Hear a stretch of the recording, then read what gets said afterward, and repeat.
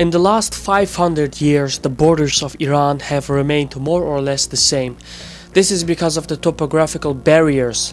The country is surrounded by 3 mountainous borders and a coastline in the south. The center of the country is an uninhabitable wasteland. Iran's rough terrain brought forth the 16th century metaphor, the walls of Iran. Even today, it accurately describes the modern foundation of Iran.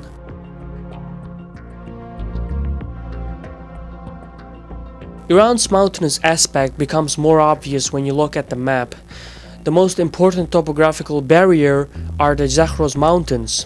These mountains are populated by many non-Persian ethnic groups like Kurds and Azerbaijanis. Unlike most of Iran's population, Kurds are Sunnis, not Shias, and they also populate the mountainous regions in Iraq and Turkey. That's why superpowers have always used the Kurdish people to manipulate ethnic tensions in the region. The Zagros Mountains have been Iran's frontier border with Turkey and Iraq.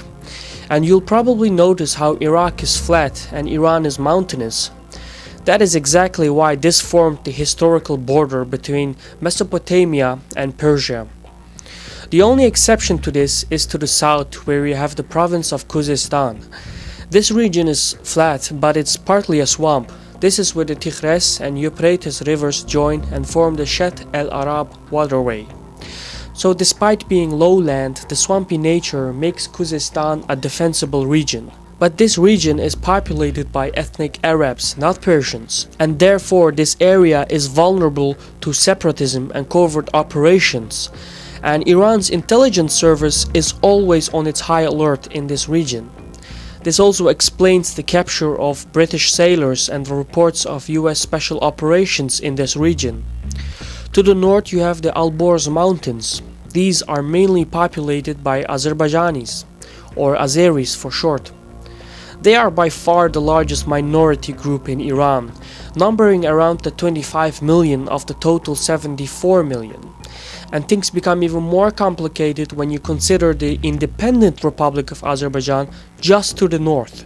You see, the Azerbaijani people were divided by the Russian and Persian empires in the 19th century.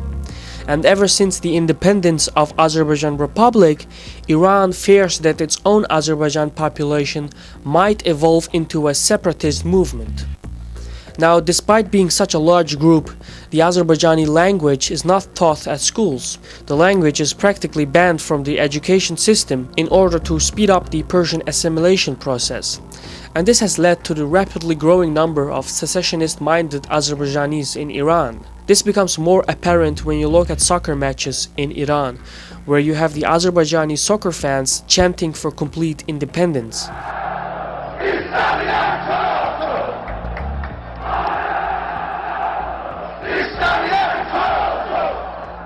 Further along, there is the Caspian Sea and the Karagum Desert in Turkmenistan and an extension of the Alborz Mountains.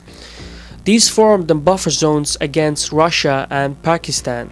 The most significant ethnic group in this region are the Balochi.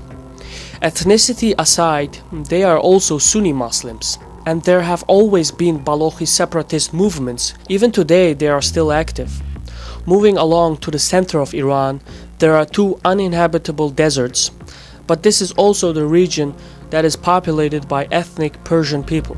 And although the country is known as Persia, Iran has a population that is nearly 50% non-Persian. Iran controls these groups by a system in which cooperation is rewarded and resistance is severely punished.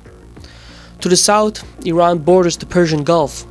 Now, Iran has never been a maritime power, and the only real port they have is Bandar Abbas, located on the Strait of Hormuz.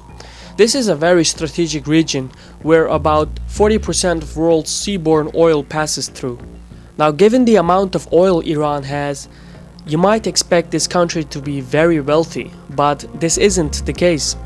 And although Iran ranks as the number 18th largest economy, its GDP only ranks as number 97. This has to do with the fact that ever since the baby boom in the 1960s, Iran has been struggling to keep up with the domestic demand for food, education, housing, and employment. But the underdevelopment of the energy industry also has to do with the sanctions against Iran and the inefficiencies of the oil ministry. An equally important reason is the geography. A lot of Iran's oil is located in rough terrain, and this raises the transportation costs and lowers the profitability. That's why rising oil prices have no effect on the lives of the average Iranians. And that's also why Tehran always wanted to acquire assets in the Saudi oil. So all these aspects combined make any economic improvement in Iran very difficult, and without the oil, Iran would be out of balance and in complete poverty. But as in the past, Iran's greatest threat comes from the outside.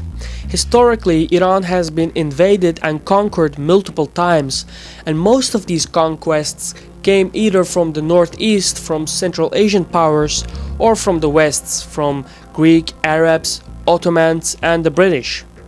But waging war in Iran's western front in the Zagros Mountains is very difficult, even in modern times. Saddam Hussein's army learned this the hard way when they invaded Iran. But the Iranians learned an equally important lesson. They too failed to launch a full-scale invasion from the Zagros Mountains into the lowlands of Iraq. The logistical problems make any large-scale invasion through the Zagros Mountains a bad idea. In general, Iran is both defended and contained by its topography, and so its biggest vulnerability is internal. Almost 50% of Iran's population is non-Persian, and most groups do face discrimination based on ethnicity, religion, or language. This was a Caspian report. Thank you for watching. Sağ ol.